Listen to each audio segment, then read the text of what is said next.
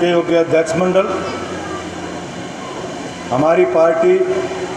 भारत की communist party मार्क्सवादी के महासचिव comrade Sitaram Yechury, politburo member comrade Nilotpal Basu, comrade doctor Hemlata, comrade Joginder Sharma ji, स्वागत समिति के चेयरमैन नंबरदार बलबीर सिंह जी, स्वागत समिति के अध्यक्ष देशराज जी, हमारी हिसार पार्टी के सेक्रेटरी साथी सुरेश, साथी दिनेश, उपस्थित तमाम महानुभाव साथियों, बहनों और भाइयों, आज हमारी पार्टी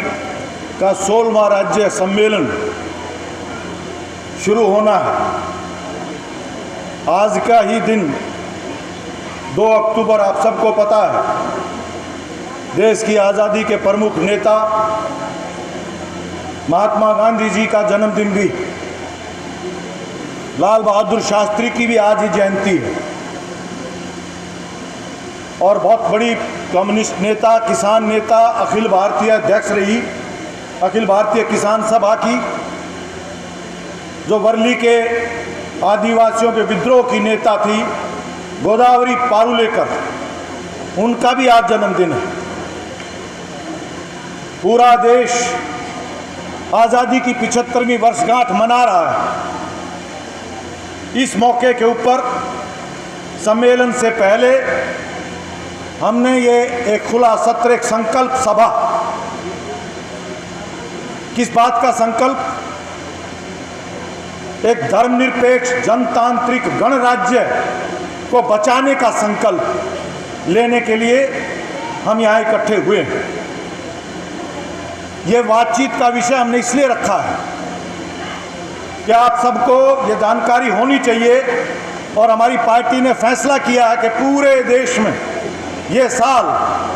आज़ादी की जो 75वीं वर्षगांठ है, इस मौके के ऊपर पूरे देश में हम एक अभियान चलाएंगे।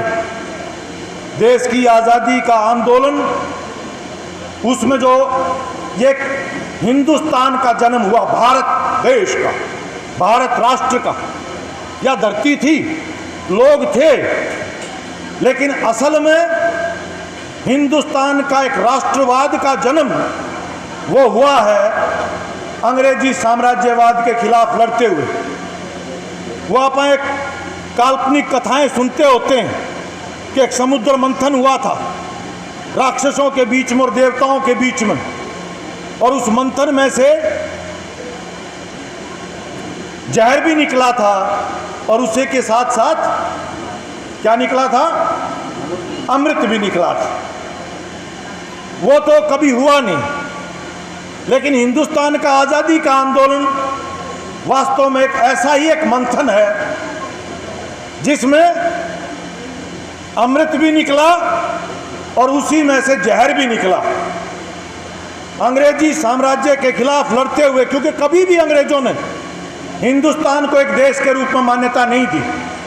क्योंकि दुनिया में और कोई देश था भी नहीं ऐसा। कोई एक भाषा होनी चाहिए, कोई एक धर्म होना चाहिए,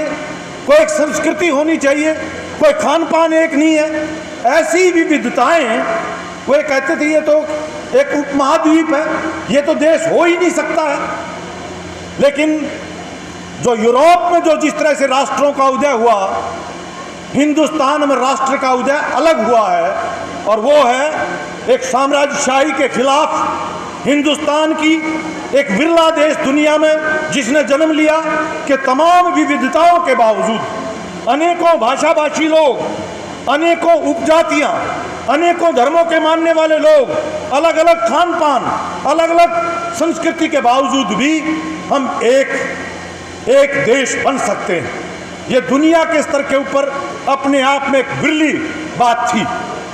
और ये बन पाया। वो बना है हमारे पुरखों ने, जो सैकड़ों साल तक असंख्य बेशकीमती कुर्बानियां दे करके इसको सींचा है। बहुत बड़ा एक मंथन बना इस देश के बारे में। जैसे मैंने आपको बताया, पहला सवाल तो यही था, अनेकों भाषाभाषी लोग हैं, इकट्ठे कैसे रह सकते हैं? अनेकों धर्मों के मानने वाले लोग हैं, इकट्ठे कैसे रहेंगे? अंग्रेजों ने बांटने की भी कोशिश की, लेकिन इस सब में से, इसी मंथन में से ये पैदा हुआ कि हिंदुस्तान में जन्म लेने वाला कोई भी भाषा बोलता हो, सबके साथ एक समानता का व्यवहार होगा, छोटा हो या बड़ा हो। भाषा के आधार के ऊपर राज्यों का निर्माण का शुरुआत बंग भंग के खिलाफ आंदोलन से हुई थी। भाषा के आधार पर राज्य बनेंगे, छोटे हों बड़े हों, लेकिन सबके साथ एक संघ होगा हिंदुस्तान, सभी भाषा भाषी लोगों का मिला करके। और इसी आधार के ऊपर एक धर्मनिरपेक्षता का जो हिंदुस्तान को जोड़ने का एक सूत्र, इस आधार के ऊपर फिर ये जितनी भी, क्योंकि सदियों तक दुनिया में एकमात्र देश ऐसा था कि पैदा होते ही, जन्म लेते ही जिसका काम तय हो जाता था, जिसका स्टेटस तय हो जाता था, छुआछूत, जातिगत आधार के ऊपर भेदभाव, ये तमाम चीज़ें थी। इसके खिलाफ ये ज्योतिबा, अभी नाटक के अंदर सावित्रीबाई, ज्योतिबा फुले, अंबेडकर, ये कम्युनिस्ट पार्टी के लोग, इन्होंने हिंदुस्तान के अंदर ये अलग जगाया कि ये आज़ादी सिर्फ अंग्रेज़ों से आज़ादी नहीं, अंग्रेज़ों से आज़ादी के साथ साथ तमाम तरह के भेदभाव और शोषण से आज़ादी। जो भगत सिंह ने भी कहा, कोई फर्क नहीं पड़ेगा, कोई लॉर्ड कर्जन की जगह किसी गोपाल दास ठाकुर दास को बिठा दो, इससे कोई फर्क पड़ने वाला नहीं है। ये व्यवस्था बदलनी चाहिए, आदमी का आदमी के द्वारा शोषण और ये भेदभावकारी व्यवस्था, ये व्यवस्था बदलनी चाहिए। ये मंथन था जिसके आधार के ऊपर हिंदुस्तान ने शपथ ली, एक संविधान को स्वीकार करते हुए पहली बार एक नागरिक के रूप में, जो भी यहाँ औरत है, मर्द है, कोई भाषा बोली है, रंग रूप क्या है, जाति क्या है, धर्म क्या है, इसके आधार पर आपकी पहचान नहीं होगी। हम हिंदुस्तानी एक नागरिक के रूप में हर नागरिक की बराबरी के तौर पर एक पहचान स्थापित हुई। ये बहुत बड़ी एक उपलब्धि थी। लेकिन मैं और ज़्यादा लंबी बात ना करते हुए, आज जो हमने आज से 75 साल पहले जो एक बुनियाद हमारे पुरखों की कुर्बानी के ऊपर जो डाली थी, जो एक नक्शा तैयार किया था, आज उस बुनियाद के ऊपर हमला है हिंदुस्तान में। अफसोस की बात है, एक विडंबना है हिंदुस्तान के इतिहास में। आज ये सबसे बड़ी खेदजनक बात है कि आज हिंदुस्तान की सत्ता पर वो लोग बैठे हैं जिन्होंने आज़ादी के आंदोलन के दौरान अंग्रेज़ों का साथ दिया था। आज हिंदुस्तान की सत्ता पर वो लोग बैठे हैं जिनके ऊपर गांधी जी की हत्या के आरोप लगे थे, जिनके ऊपर उस समय गृह मंत्री पटेल थे, बैन लगा था आरएसएस के ऊपर। महात्मा गांधी की हत्या करवाने में जिस संगठन का हाथ था, आज उस संगठन के लोग, उस संगठन द्वारा संचालित एक पार्टी, भारतीय जनता पार्टी, वो हिंदुस्तान की सत्ता पर है, जिसने उस समय के ऊपर सिर्फ इतना ही नहीं है कि आरएसएस का कोई एक आदमी नहीं मिलेगा जिसने देश की आज़ादी की लड़ाई में कोई कुर्बानी दी। कुर्बानी देनी छोड़ दो, कोई भी इतिहासकार, हम चुनौती देते हैं, कोई आरएसएस का एक पर्चा लेकर के आ जाओ, कोई अखबार का बयान लेकर के आ जाओ, आज़ादी के आंदोलन में अगर उन्होंने कभी देश की जनता से अपील की हो, देश की आज़ादी की लड़ाई में भाग लेने के लिए, अंग्रेज़ों के खिलाफ लड़ाई के लिए, आरएसएस का इतिहास, अंग्रेज़ों की तारीफें ज़रूर मिलेंगी, अंग्रेज़ों ने, आरएसएस ने उनके साथ सहयोग किया, ये रिकॉर्ड आपको जरूर मिल जाएगा। ये वो संगठन है जिसने पहली बार, जिसको ये वीर कहते हैं, सावरकर, वीर सावरकर, वो पहला व्यक्ति है जिसने हिंदुस्तान को धर्म के आधार के ऊपर बांटने का विचार दिया था, जो माफ़ी मांग करके आया था। ये उसके अनुयायी हैं जो आज हिंदुस्तान की सत्ता के ऊपर बैठे, और इस आधार के ऊपर आज जो पहले बीज बोया था आरएसएस का, जो साम्राज्यवाद के साथ था, आज भी वो अमेरिकन साम्राज्यवाद के साथ मिलकर के हिंदुस्तान की खूबसूरत, जो हमने आज़ादी के बाद जो थोड़ा बहुत आत्मनिर्भरता के आधार खड़े किए थे, सार्वजनिक क्षेत्र खड़ा किया था, जो प्राकृतिक संसाधन मौजूद हैं, आज उन सबको बेचा जा रहा है। कौड़ियों के भाव अपने दरबारी पूंजीपतियों को, देश विदेश के पूंजीपतियों को आज हिंदुस्तान को हवाले किया जा रहा है। हमारे देश की अर्थव्यवस्था की रीढ़, हमारे देश की आत्मनिर्भरता की बुनियाद खेती, उसको बड़े बड़े कॉरपोरेट के हवाले किया जा रहा है। अफसोस की बात है कि आज हरियाणा में जो सरकार चल रही है जेजेपी और बीजेपी की, वो जो स्वतंत्रता आंदोलन का नेता रहा, उसका पड़पोता आज इन दलालों के साथ सत्ता के अंदर साझेदार बना। और वो हरियाणा के अंदर पहला राज्य बन गया जिसने 2013 का भूमि अधिग्रहण कानून लंबे संघर्षों के बाद जो बना था, जिसके तहत, क्योंकि अब उससे पहले अंग्रेजों के ज़माने से चल रहा था, सरकार या पूंजीपति कोई भी जब चाहता था जिसकी जो ज़मीन ले लेते थे। लंबी लड़ाई के बाद ये कानून हमने हासिल किया था कि किसान की मर्जी के बगैर कम से कम 70% किसानों की सहमति होनी चाहिए, वो ज़मीन उपजाऊ नहीं होनी चाहिए, उसके पर्यावरण के क्या प्रभाव पड़ेंगे, तमाम का अध्ययन करते हुए पुनर्वास की व्यवस्था करते हुए किसानों की सहमति के बाद ही कंपनियां ज़मीन अधिग्रहण कर सकती थी 2013 के कानून के मुताबिक। लेकिन अभी जननायक जनता पार्टी दुष्यंत चौटाला, जो जनता के मतों के साथ विश्वासघात करके जिन्होंने बीजेपी के साथ सत्ता साझेदार की, उसकी सहमति से यह कानून बना है कि ना कोई नोटिस 4 होगा ना कोई 6 होगा, सीधा डीसी को अधिकार, जिस जमीन पर आंगली धर देंगे कंपनी वाले, मल्टीनेशनल कंपनियां, हरियाणा की जमीन जितनी चाहेंगे, जिसको चाहेंगे उतनी मात्रा में बगैर किसान की सिफारिश ना उसके सहमति के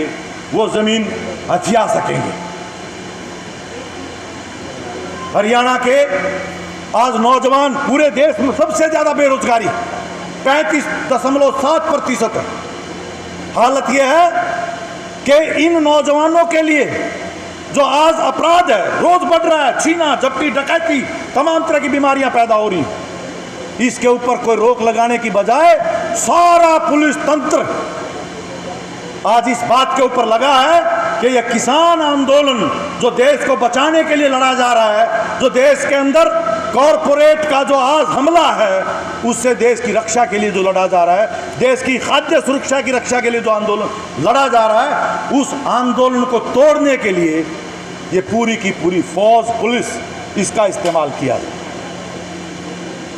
शिक्षा बर्बाद की जा रही है, स्कूल बंद किए जा रहे हैं। आज अखबार के अंदर है, आप पढ़ लो, हिंदुस्तान के अनेकों राज्यों से पीछे है हरियाणा। 1 लाख लोगों पर 13 बेड हैं हॉस्पिटल के अंदर, 1 लाख लोगों के ऊपर 13। कोरोना की बीमारी चली गई, सबक लिया जाना चाहिए था, सार्वजनिक स्वास्थ्य सेवाओं को मजबूत किए जाने की जरूरत थी। अगर शिक्षा, स्वास्थ्य जो हमारे संविधान में एक बुनियादी अधिकार भी, राइट टू एजुकेशन कानून बना, आज उस जिम्मेवारी से सरकार पल्ला झाड़ रही है। जनता के तमाम प्रतिरोध के बावजूद रोडवेज बेच दी गई और अब आंदोलनकारियों को तोड़ने के लिए संपत्ति क्षति वसूली का कानून भी बना दिया गया कि कोई भी प्रदर्शन करेगा, लोक व्यवस्था में कोई भी व्यवधान होगा, किसी भी तरह की संपत्ति, और ये हमें पता है कि जो किस तरह की साजिश ये सरकार कर रही है। तो इस स्थिति के अंदर आज जब ये सरकार हरियाणा के स्तर के ऊपर पूरी तरह से जनता से आज आइसोलेटेड है, लोगों का आज को गोडा नहीं मानता, इन्हें बुलाना नहीं चाहता, आज जब ये हालत बनी है, उस समय के ऊपर ये दोबारा से जाति के आधार पर, धर्म के आधार के ऊपर साजिशें रच रहे हैं, पंचायतें की जा रही हैं, हिंदू महासभा, कहीं कहा जा रहा लव जिहाद, कहीं कह रहा जनसंख्या वृद्धि हो रही है, मुसलमान बढ़ जाएंगे, और सरेआम अल्पसंख्यकों के खिलाफ आरएसएस के लोग जो बीजेपी का प्रवक्ता भी हैं, मेवात में, पटौदी में, जगह जगह बाकायदा भड़काऊ भाषण, आग लगाने के लिए, दंगा लगवाने की कोशिश इनकी तरफ से की जा रही है। तो एक तरह से ये नाटक भी आपके बीच में पेश किया गया। कोई भी विरोध करता है, आज उसके खिलाफ जासूसी, पेगासस जैसा उपकरण का इस्तेमाल करके आपकी न्यायपालिका के खिलाफ, आपके चुनाव आयुक्तों के खिलाफ, आपके संपादक पत्रकारों के खिलाफ, विपक्षी नेताओं के खिलाफ। हालत तो यह है कि मानव अधिकार कार्यकर्ता 84-85 साल के बूढ़े, उनके खिलाफ भी मोदी की प्रधानमंत्री की हत्या के साजिश के आरोप में, झूठे आरोप में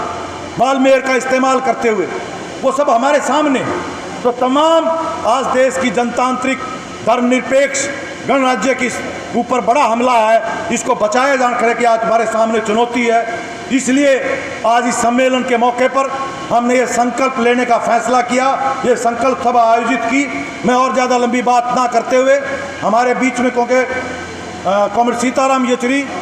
जो हमारे महासचिव हैं वो विस्तार से इसके बारे में बातचीत करेंगे। लेकिन ये आज का विषय इस खास पृष्ठभूमि में हमने रखा है और जितने भी साथी हम यहाँ बैठे हैं हम सबका यहाँ इससे जाने के बाद और लगातार हम इस संघर्ष में शामिल भी हैं। मुझे लगता है कि हरियाणा में आज ज़रूरत इस बात की है कि जो भी इस देश से प्यार करता है, जिसको भी जनतंत्र से प्रेम है, जो भी भाईचारा चाहता है, एकता चाहता है, उन तमाम ताकतों को, तमाम राजनीतिक तमाम संगठनों को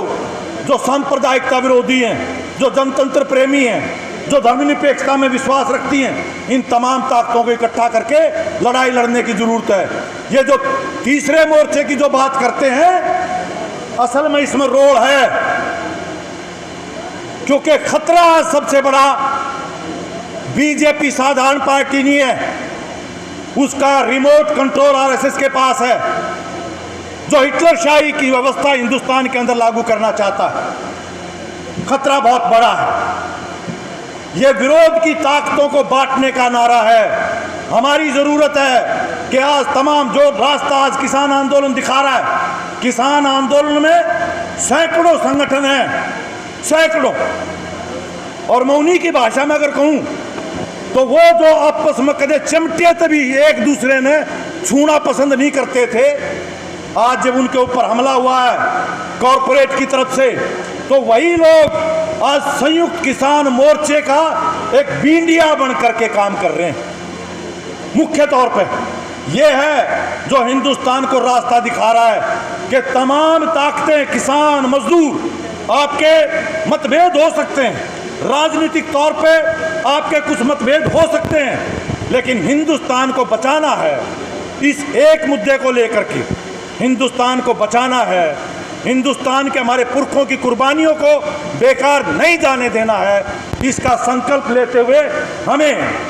तमाम ताकतों को लामबंद करना पड़ेगा। और मुझे लगता है हरियाणा में जिस तरह से राजनीतिक पार्टियां अपने अपने ओछे स्वार्थों के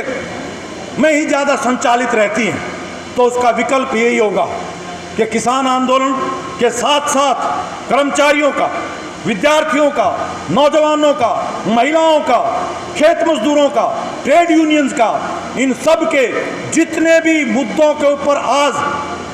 रोजगार के सवाल पर, सार्वजनिक क्षेत्र को बचाने के मसले के ऊपर, कानून व्यवस्था, खाद्य सुरक्षा, इन तमाम मुद्दों के ऊपर हमें एक व्यापक मोर्चे खड़े करने पड़ेंगे। और इस तरह से हिंदुस्तान में, नहीं मैं हरियाणा की बात कर रहा हूँ, हरियाणा में किसान के आंदोलन के प्रति सिर्फ एकजुटता नहीं, सिर्फ उनके मंचों में भाषण देने का नहीं, बल्कि उनके साथ साथ कदम से कदम बढ़ाते हुए हमें जनता के व्यापक आंदोलन खड़े करने पड़ेंगे। यही आज के समय के ऊपर मुझे एक तस्वीर, एक भविष्य दिखाई देता है। इंकलाब जिंदाबाद।